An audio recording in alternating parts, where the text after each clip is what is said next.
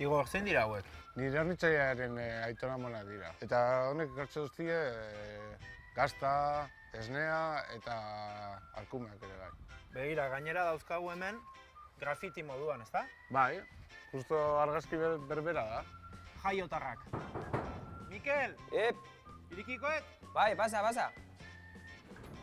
Egunon, Apa, kaixo. zer dago? Egunon, Igor. Zer? Bai. Nazu pasa ikusteko edo? Bai? Bai. Venga, guazen. Gelditzen zaizu bildotxen bat edo? Badekogu bat, azkena, jaitxutan azkena.